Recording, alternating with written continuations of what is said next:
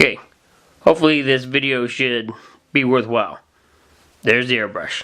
So if we need to field strip this, we first start off by unscrewing this end. Just unscrew it till it comes out. There's a piece. Then this part of the handle unscrews. And you're left with this. This is what they call the needle chuck. You loosen it, take it off, and then you carefully pull the needle out. The heart of the airbrush is the needle, so you have to be super careful with the needle and not to bend it. That can affect your paint flow. Then you can just kind of hold the air trigger down and unscrew this piece right here. It will unscrew.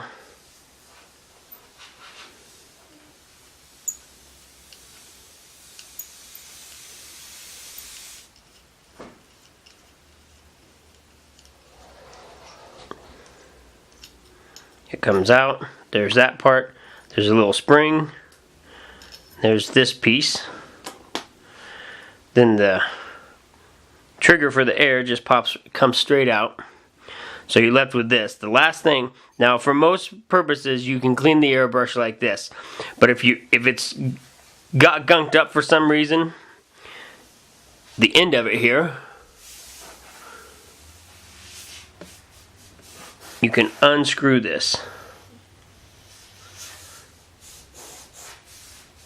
Now, I suggest holding it straight up right to unscrew it carefully, because this top piece is going to come off and it's going to leave a little tiny tip.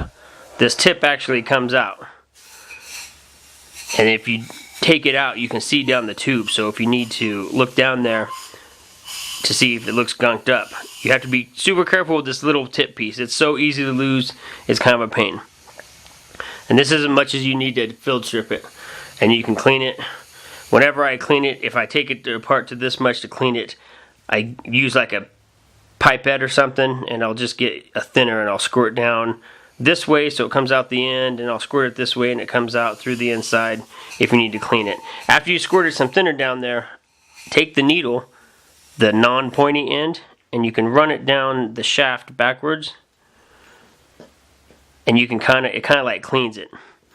If you do a really good job of spraying thinner through this and not leaving paint in there to dry every time you use it, you probably won't have to do that very often. But if you have to, that's how it goes. And so then once you're going to put it all back together, get that little tiny tip. It's imperative that you not lose this piece.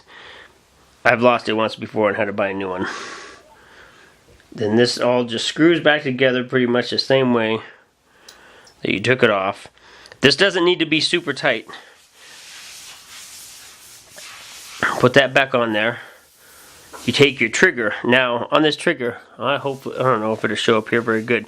You'll notice there's a shinier piece to it side and another shiny piece.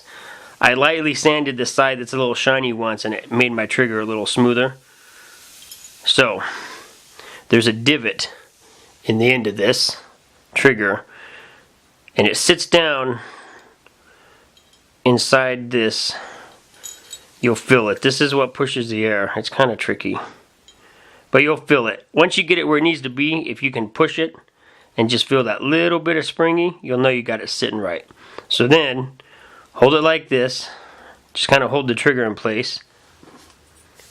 Take this piece and this little curvy looking piece, it goes inside and it pops up in there. Once you do that, you take your spring back in, and you take this piece and you start to screw it in. Now, get it started on screwing it in, then push the trigger down and push it all the way back and hold it back while you screw this in. It just helps it screw in a little better, and it keeps that spring under tension, and so it makes it easier and ensures that this screws in tight. Once you do that, then you got some action. This trigger will still pop out. The trigger will pop out until you put this needle back in, and then carefully put the needle back in. Push it easy. Do not force it. Once you see a little bit of it come out there, it's good. Take your needle chuck, put your needle chuck back on, handle back on. Put this back in. Oops, I might have got out of camera. Now your airbrush is good to go.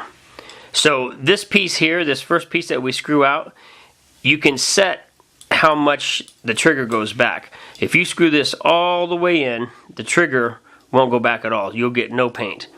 If you want to, say, do a fine line and you just want to make sure that you only pull it the same amount, you twist it however far back you want. Just put back tension on the trigger, you'll feel it.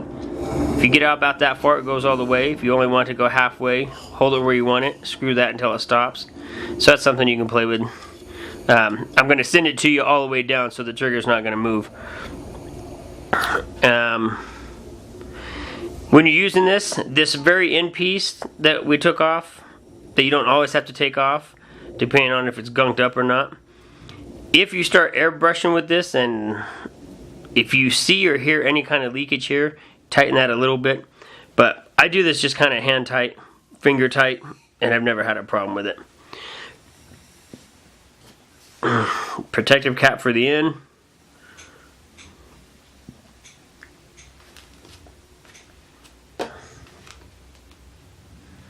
The box it came in.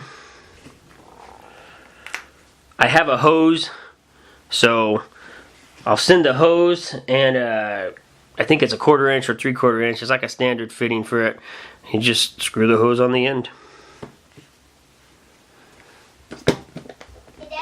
And that's it.